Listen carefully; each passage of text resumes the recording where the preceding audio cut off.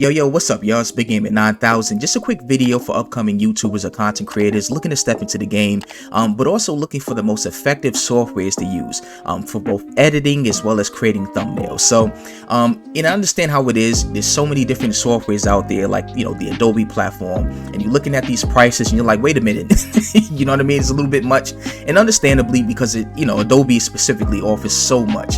But if you're unfamiliar with Adobe Premiere Pro, I have a software that's very similar by design.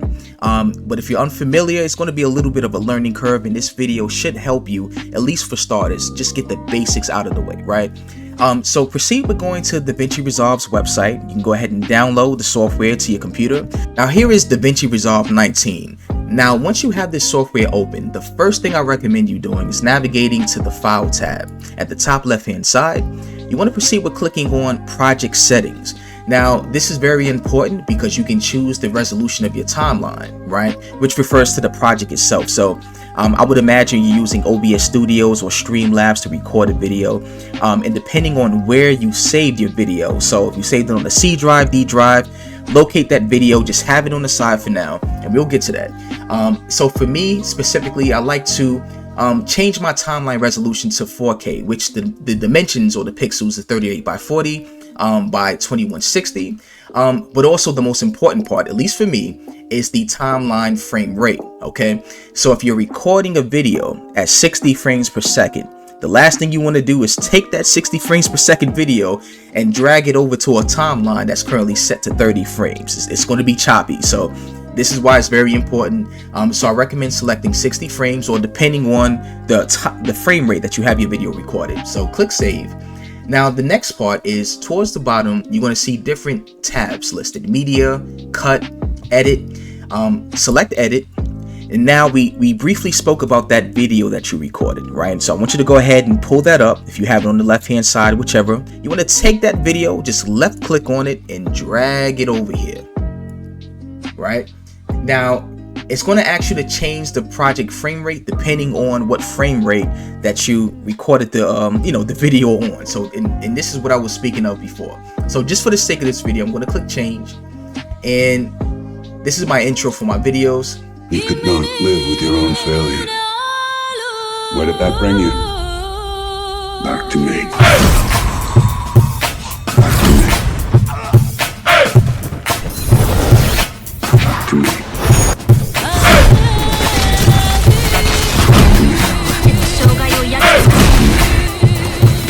Back to me. Where did that bring you?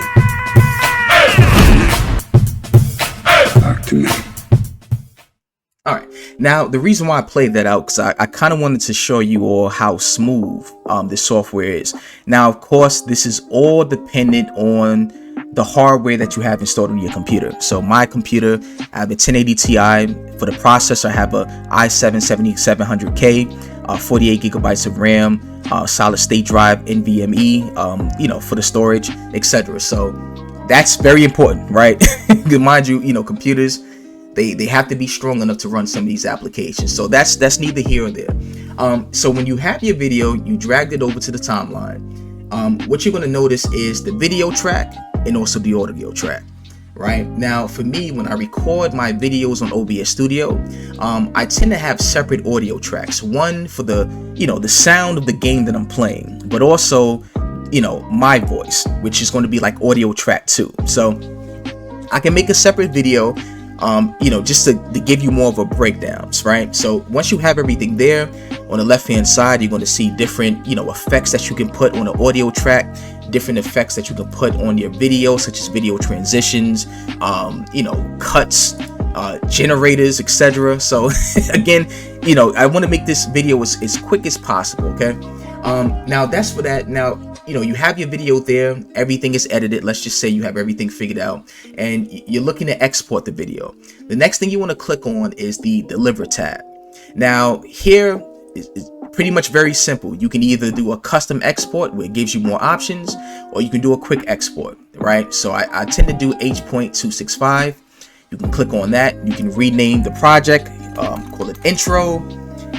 Location, of course, you click on browse. It's going to open up all the different things you have in your file explorer. Click, choose your click path. All right, so once you have everything formatted here, then you want to select Add to Render Queue.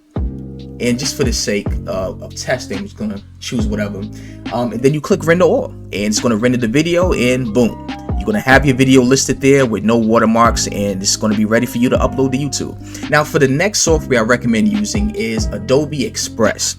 I recommend downloading this one immediately. You know what I mean? Now, for me personally, I use Painter 2018.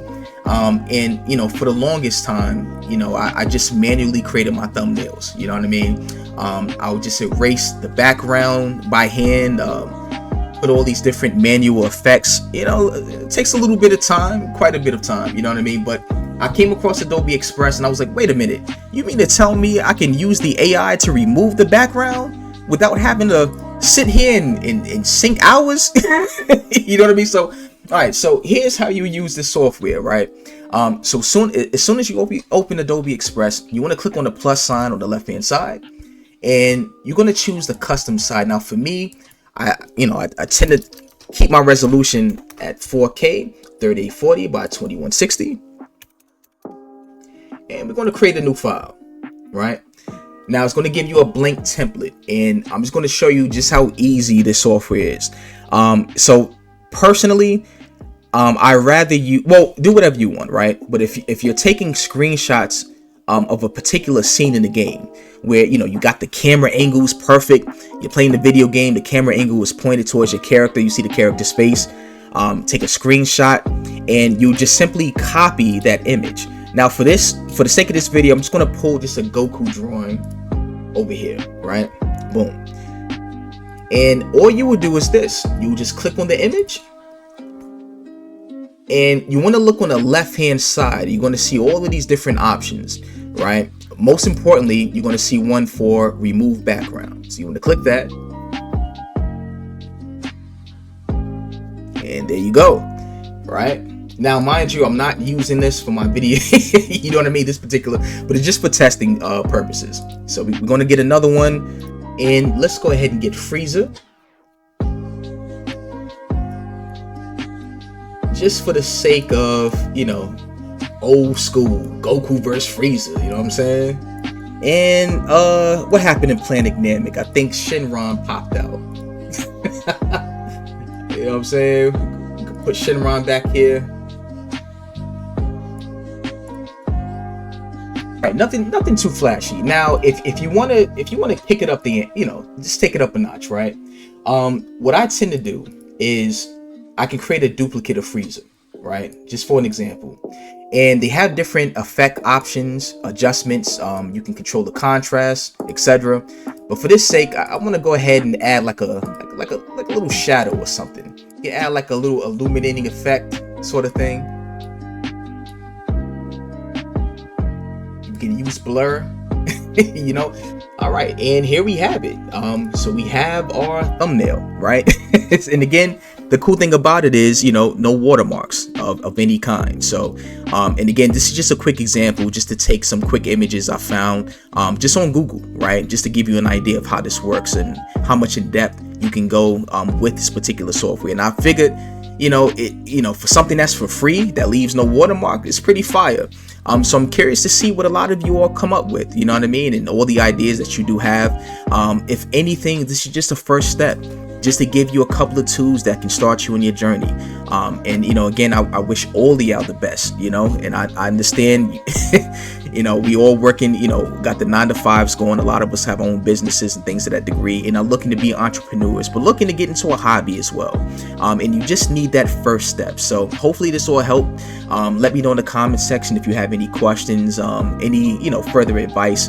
And if you have any advice for me, please leave that in the comment section. I'm always open for any advice, as I'm on my journey as well. So, oh, and the last thing, once you finish this thumbnail, you just want to click download, and it's just going to download it as a PNG or whichever format that you want.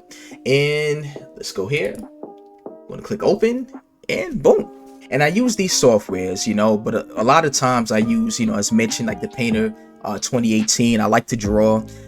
you know, and I just use a mix between both. Again, when you're creating thumbnails, especially when you don't have a lot of time, you know, softwares like, you know, the Adobe Express, it saves you a lot of time. And I'm just going to show you just a couple of projects that I put together recently that you may like, just to give you an idea further of the things that you can create. So I have a Ninja Turtle series going. If you want to check it out, it's called Out of the Shadows. It's another one here. Well, this one I created on the Painter 2018, but you can also do that with Adobe Express as well, if need be. And last but not least, most recently, another Ninja Turtles. You know what I mean? But anyway, don't forget to like, share, comment, and subscribe if this helped you out. And if you prefer to see more videos like this, different advices I can give you in terms of anything on the gaming side of things, right? If you're gaming on PC, learning how to mod video games, learning how to adjust any files. If you want to change the hex, the hex values to a video game, I can teach you those things. So just let me know what you all would like to know. We'll go from there. All right. Well, it's Big Gaming 9000. I'm gonna catch you on the next video. Peace.